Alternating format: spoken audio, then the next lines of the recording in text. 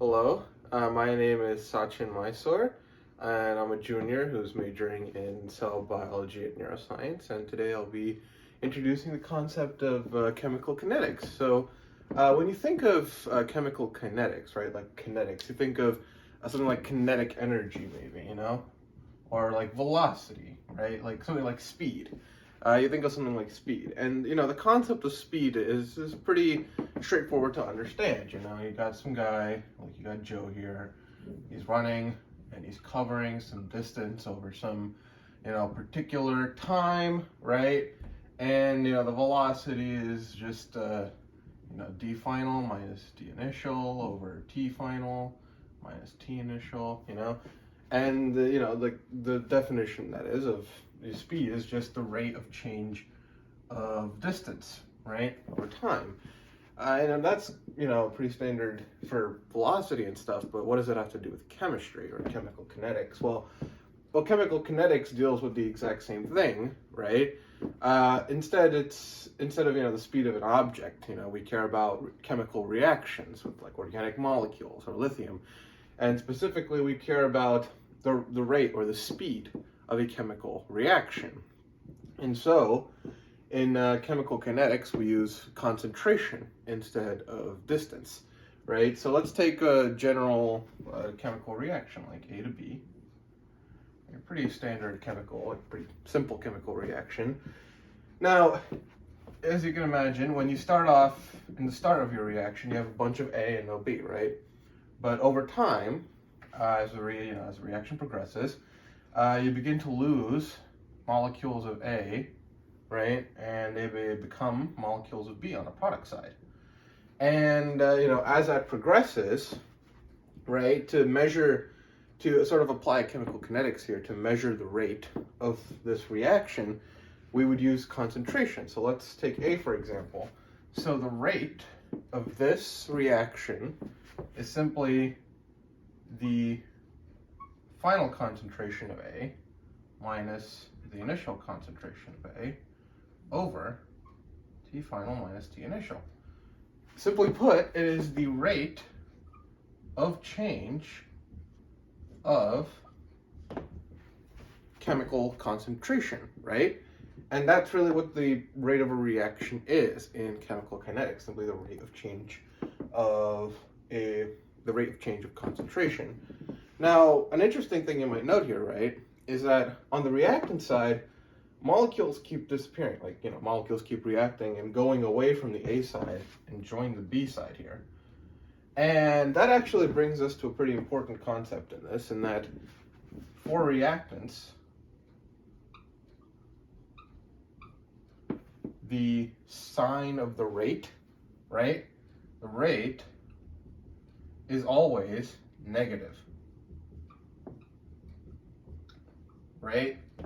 So that would mean that delta A over delta T is a negative number. And usually we like to keep like the rate constant like clean and stuff, we don't want to put signs or fractions on it. So let's just move it to this side, right? Let's just say that the overall rate of the reaction is now this, right? Just moving the negative sign to the other side. And the other important part is that for products, right, the rate of the reaction, or the rate of the product's formation, is always positive, right? Because we're forming more and more product. So that means that delta B over delta T, right, is a positive number, right? And yeah, this is like a pretty, one of the first concepts that you'll learn in like chemical kinetics is that for reactants, the rate is always negative, while for products, the rate is always positive. And, in general, we represent the rate of the reaction without any signs on that particular side. So, this R represents the overall rate of A going to B, while these delta A's over delta T's, this represents the rate of consumption or the rate of formation of the individual products, right? So that's like the first concepts of chemical kinetics and how it's really applied. So let's move on to a more, realistic, complicated equation, because A to B is, pretty simple. So let's move on to a more realistic equation. Let's take H2 plus I2 forms 2HI, right?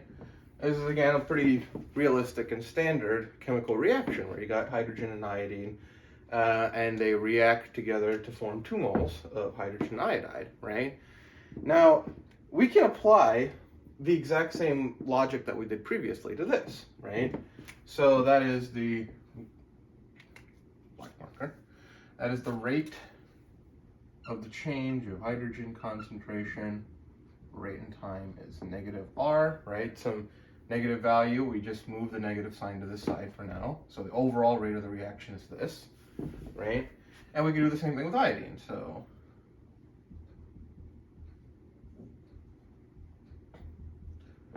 right? And these two equal the exact same number, right? And really all I've just shown here is that the rate of change of hydrogen is equal to the rate of change of, or the rate of consumption of hydrogen is equal to the rate of consumption of iodine. That's all this really shows. But what do we do about this, right? We have a stoichiometric constant now. We're factoring in stoichiometry. And, what do we do with this too? So let's take a more sort of zoomed in look, right? Let's take a more deterministic look. So let's say, actually let me use a different color. Let's say that the black represents hydrogen molecules. And let's say that our red represents our iodine molecules, right? Now, if you think about it, as the rate as time goes on and the reaction proceeds, right? Every time a mole, or a molecule in this case, but a mole of iodine and a mole of hydrogen disappear from the reactant side and react to form the product, you'll get 2 moles of hydrogen iodide, not just 1, right? Because stoichiometric constant. So because of that, you can actually see that the rate of formation of hydrogen iodide, right? The rate of formation of hydrogen iodide is actually double the rate of the consumption of the original reactants, right? So we just write this as 2R. And it's positive because it's a product. Now again, we want to keep we want to keep the side of the rate clean. We don't want to keep any like signs or fractions there. So let's just move this to here, right? So 1/2. And as you can see, all of these equal to the same overall rate of the reaction, that is R. And so you can just sort of equate everything to one another, which means that like R is equal to negative delta H2 over delta T is equal to negative I2 over delta T is equal to 1/2 delta HI over delta T, right? All of these, so, are equal to one another, and that is in turn equal to the overall rate of the reaction.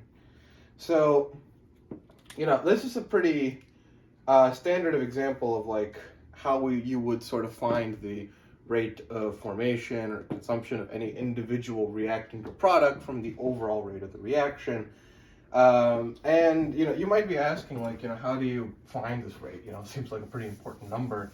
And you would actually determine that experimentally by, say, like focusing on a single reactant or product, measuring how its concentration changes over time using like a spectrometer.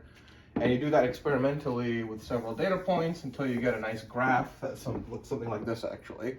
So you get something like this, and you'd be like, okay, at 20 seconds, right? I want to find the rate of my reaction. So all you have to do is find the slope at that point, right? So you find the slope, and you have like your first concentration and your second concentration here. You have time 1 and time 2. So from that point, you can find that the rate of consumption of hydrogen and iodine is like 0.005 molar per second.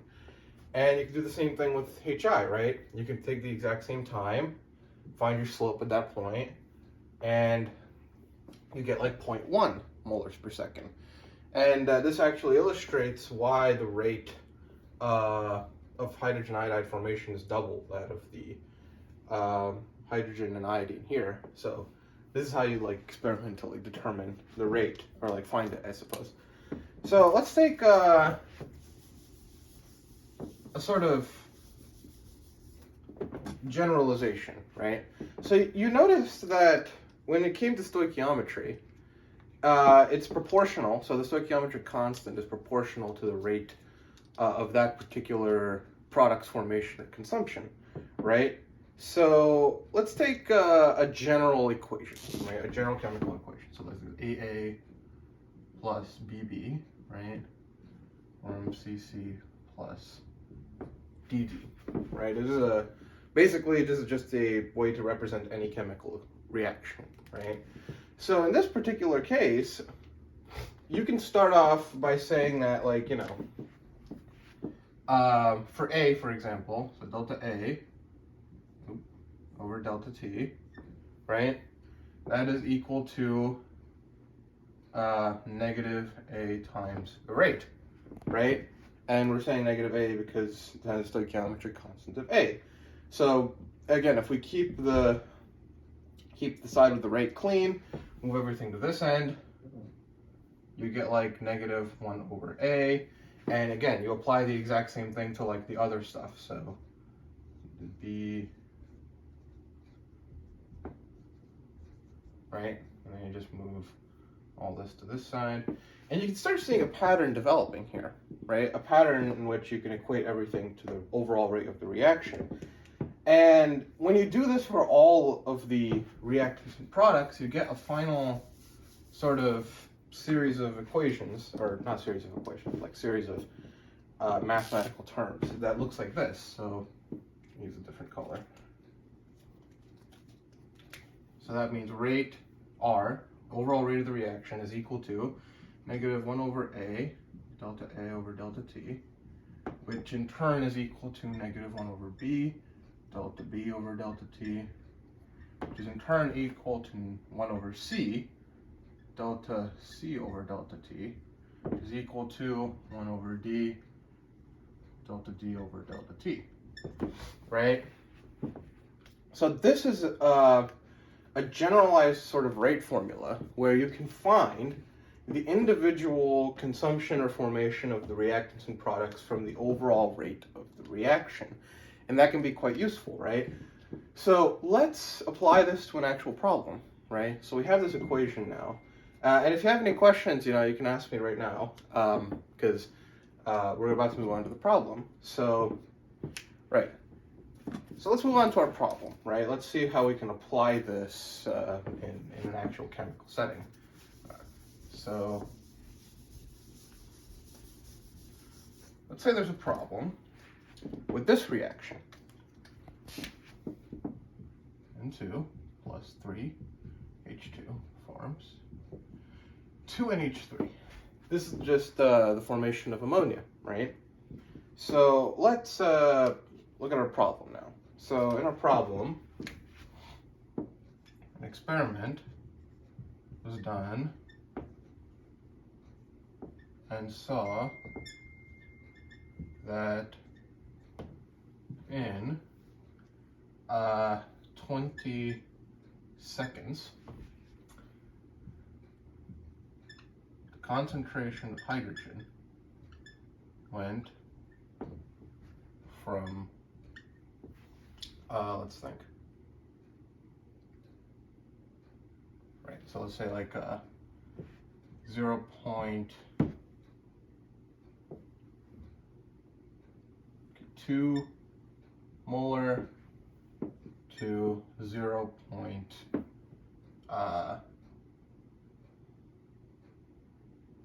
molar, right? Okay, just take this general equation. So the hydrogen concentration went from 0.2 to 0.1 in 20 seconds, right? A,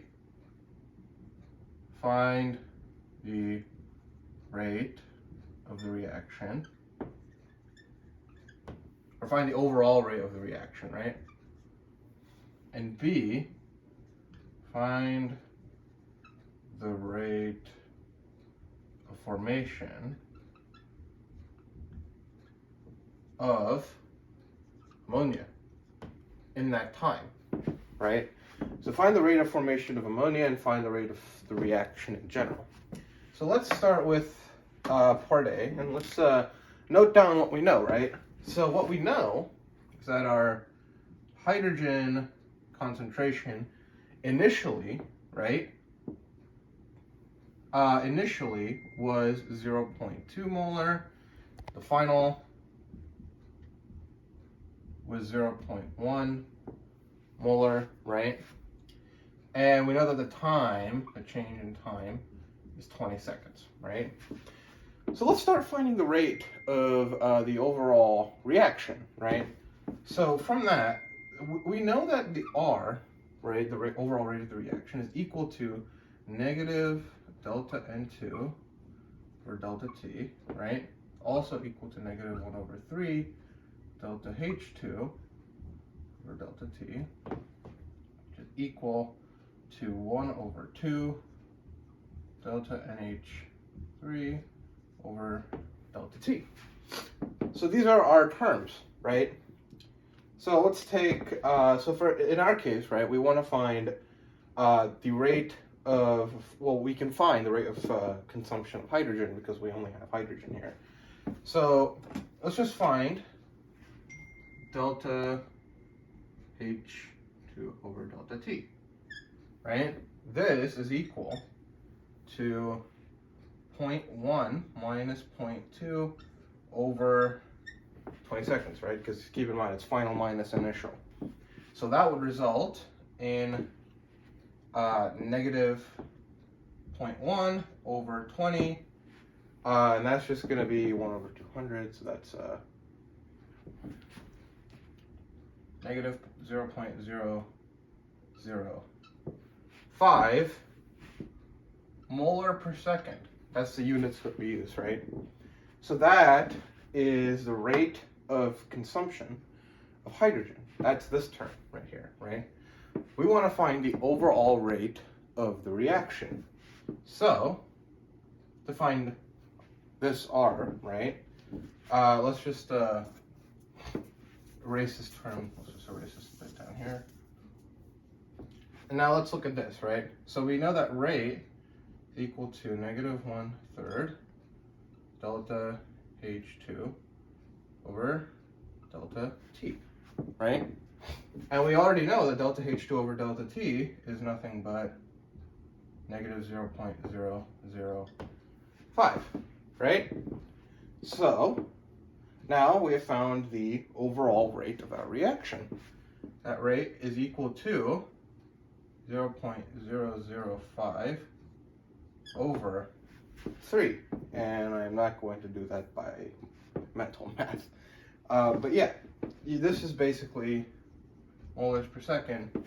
This is the overall rate of the reaction, right? That's part A. Now for part B, find the rate of formation of NH3. So now we have our rate, right? But the term we now care about is this, because it's the rate of formation of ammonia. So let's keep this noted down here, right? Let's write down our sort of, so R equals 1 over 2 delta NH3 over delta T, right? So the rate of formation of ammonia is simply 2 times the overall rate of the reaction. And you can simply find what that is from our first number over here, 2 times 0.005 over 3 molars per second, right? I guess I could just simplify that to 0.01 over 3 molars per second. So this is the rate of formation of ammonia, right? And that solves both part A and part B of our problem. So this is how you can use equations like this to solve a problem like this, right? So that's yeah, so that's an introduction to the concepts of chemical kinetics, and you might be wondering, like, how do we find, like, the overall, like, how do we find the exact rate, or how do we find it over a particular period of time, like over a larger period of time? And those are all questions for different topics. But yeah, this is the introduction to chemical kinetics, and thank you for listening.